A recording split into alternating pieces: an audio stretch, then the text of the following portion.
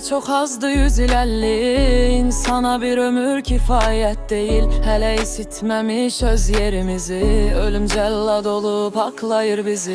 Değil her şirindir dadı dünyanın. Kaş iki olaydı ömrü insanın. Nola çalışsaydı gömrün birinde. Sonra eğleneydi biz diğerinde. Here öz ömrüne bir cüre bakmış. Here bu dünyanı bir cüre anlar. Cahanda bəs nədən zövq alacaqmış. Zəhmətin özündən zövq almayanlar. Yüz ömür belə azdı doğrusu. Bir ömrü insana az sayanlara. Haramdır bu hava, haramdır bu su. Eğlenme eşkiyle yaşayanlara.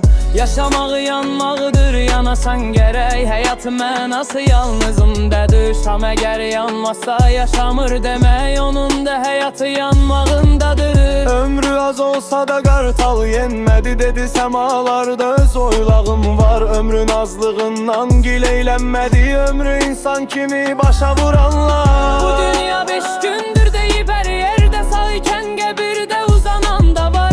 Öz alın tərilə bircə ömürdə 100 insan ömrünü qazanan da var. Bu dünya 5 gündür deyib hər yerdə. Sağ ikən qəbirdə uzanan da var.